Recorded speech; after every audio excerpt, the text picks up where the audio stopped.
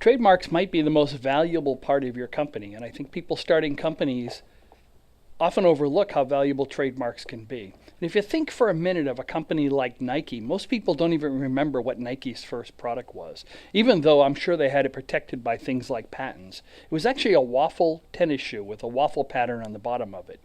But over time, their product line changed, and the tennis shoe models changed along with it.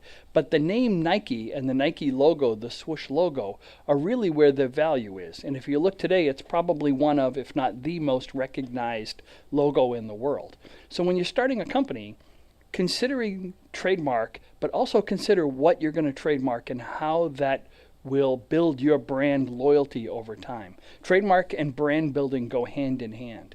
And the trick to picking good trademarks is not to pick simply the name of a product. Think of like a car company called Car. Well, that would just be a generic name. It wouldn't do anything. Likewise, something silly like red car, blue car, things like that, where they just describe your product, aren't good enough. But if you look at names of companies that you recognize, Amazon and Google, you realize that they picked things that are suggestive in the minds of the public. Amazon's original product was selling books, and the Amazon is the largest river in the world. So their marketing line was Amazon, the largest bookstore in the world. So they took this concept of something very large, like Amazon, and they applied it in an area where it isn't historically used. No one would associate the Amazon River with the sale of books.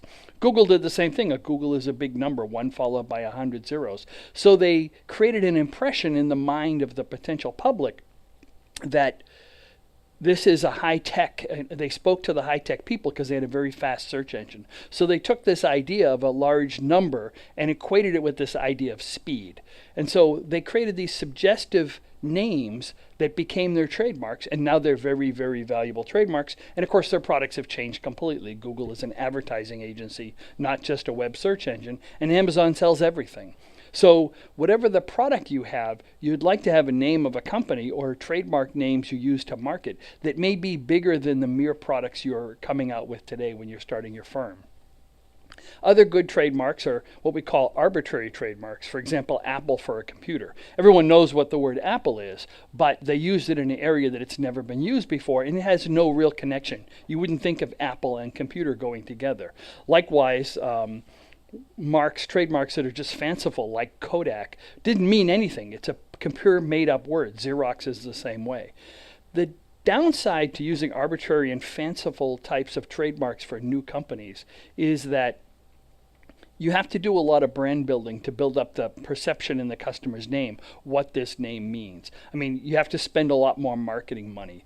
And if you're using something that's totally foreign to people, they won't necessarily associate it with your product. And usually if you're a smaller startup company, what you'd like to have is something that conveys something about your business so people know what you're doing without you having to do a lot of explanation or spending a lot of marketing money.